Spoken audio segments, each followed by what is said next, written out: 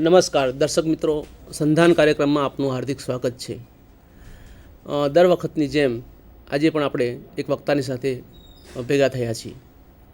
આજનો આપણો ટૉપિક છે ભારતીય સ્વતંત્રતા આંદોલન અને એના ઇતિહાસ લેખનના મુખ્ય પ્રવાહો.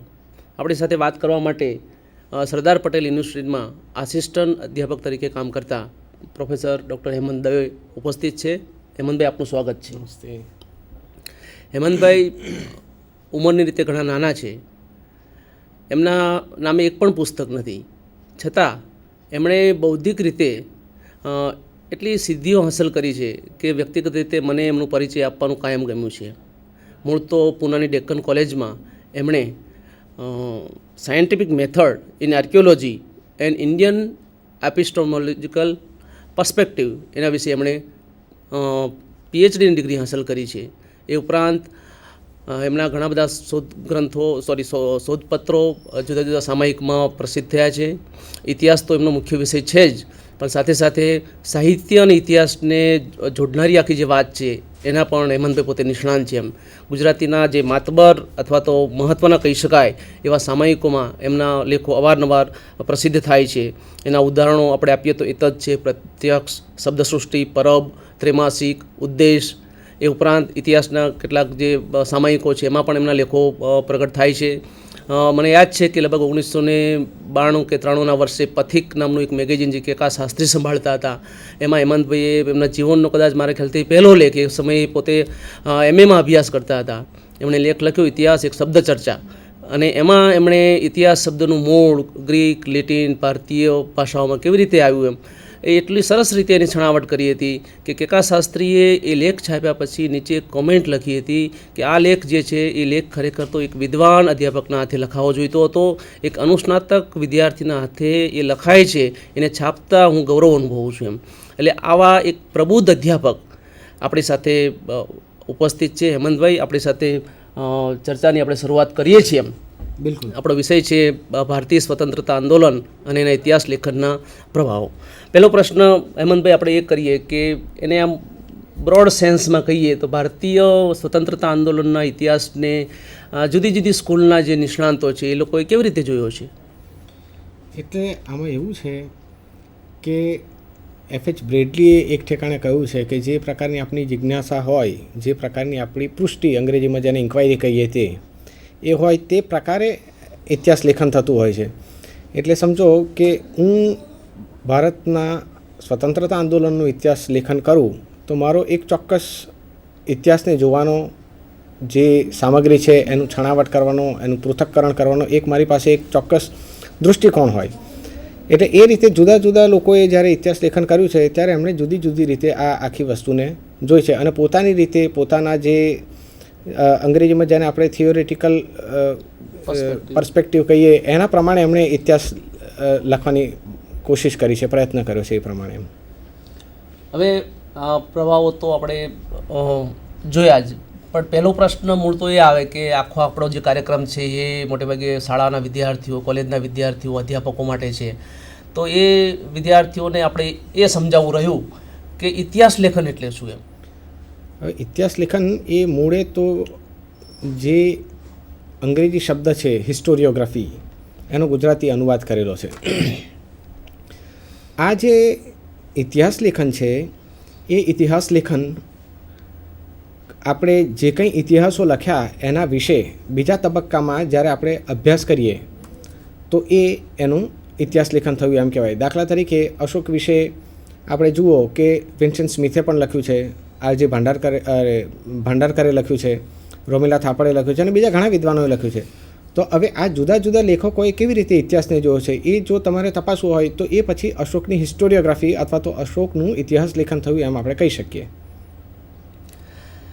હેમંતભાઈ, એક બીજો આની સાથે જ જોડાયેલો પ્રશ્ન છે. ઇતિહાસ લેખનની વાત આવે એટલે સામાન્ય રીતે હમણાં સુધી લગભગ 50-60 વર્ષ પહેલાં જ્યારે બ્રિટિશ શાસન હતું ત્યાં સુધી યુરોપિયન જે વિદ્વાનો છે ભારતીય ઇતિહાસ લેખન વિદ્યા વિશે એ લોકો પ્રશ્નો કરતા હતા. એમ અને એક બહુ જ પેલું વેલનોન એક સ્ટેટમેન્ટ છે. સ્ટેટમેન્ટ એવા પ્રકારનું છે કે ભારતના જે લોકો છે પ્રાચીન ભારતીયો, એમાં ઇતિહાસ લેખનની ઇન્દ્રિય નહોતી. એમ તો આ બાબતે તમારું શું કહેવું છે?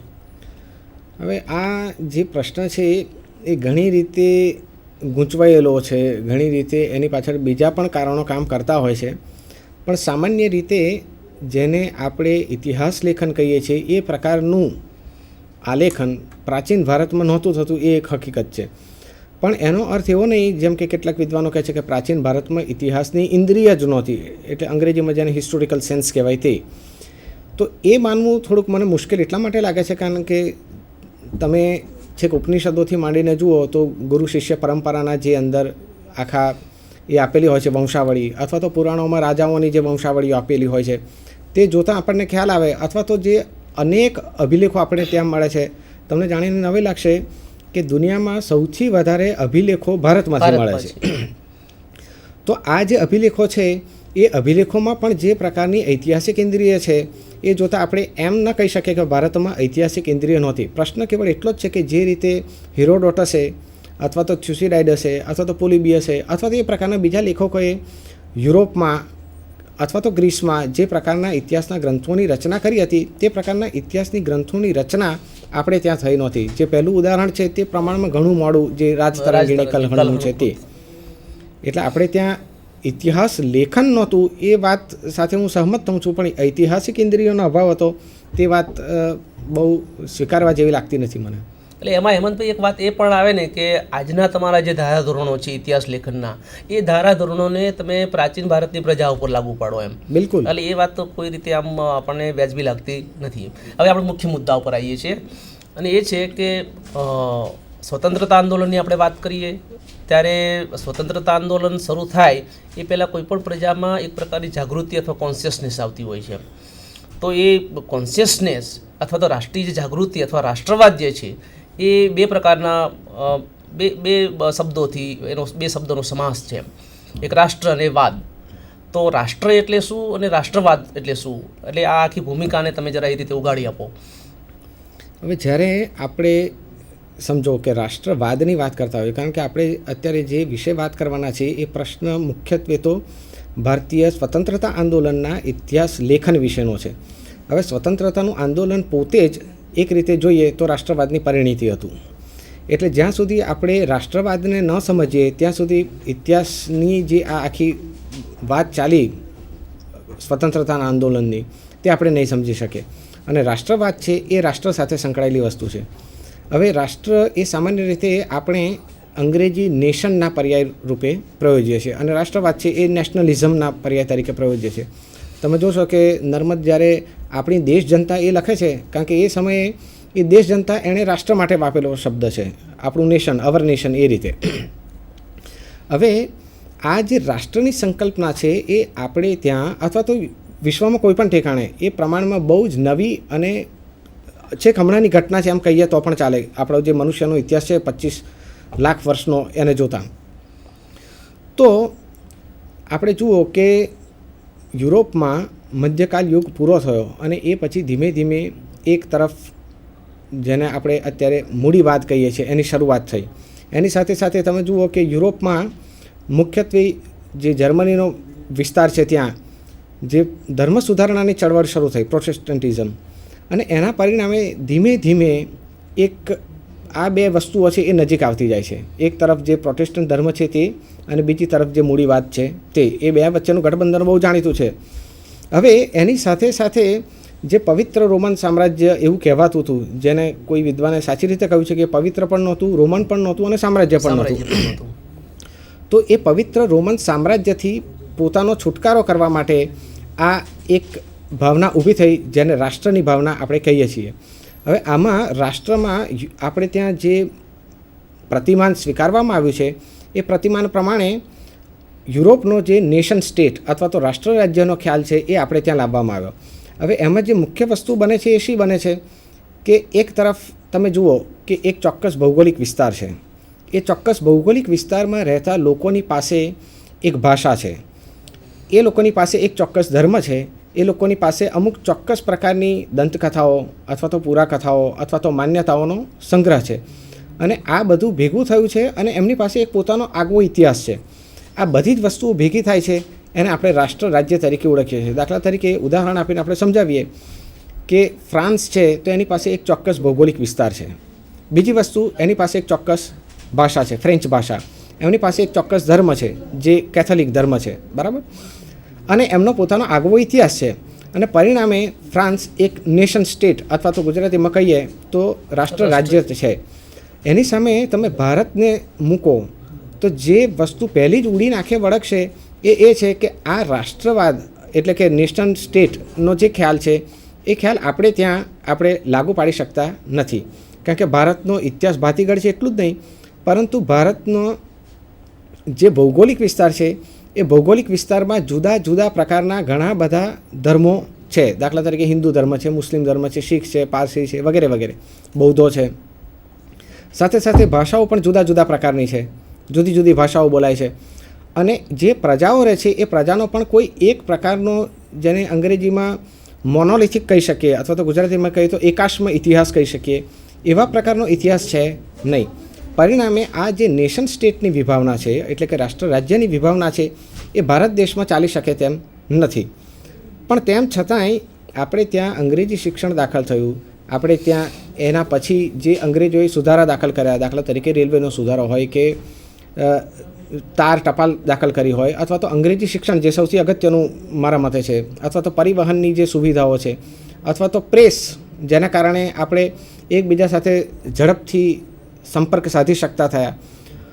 અને એ સિવાય અંગ્રેજોએ જે જુદી જુદી સંસ્થાઓ સ્થાપી, દાખલા તરીકે આર્કિયોલોજીકલ સર્વે ઓફ ઇન્ડિયા હોય કે ભારતીય ભૂ સર્વેક્ષણની સંસ્થાઓ હોય કે મેટેરિયોલોજીકલની બીજી સંસ્થાઓ હોય, આ બધી સંસ્થાઓએ જે કામ કર્યું એ કામ એવા પ્રકારનું હતું કે જેમાં એ લોકોએ ભારતને એક અંગ્રેજીમાં કહીએ તો હોમોજીનિયસ યુનિટ છે એ પ્રકારે એમણે જોવાનો પ્રયત્ન કર્યો.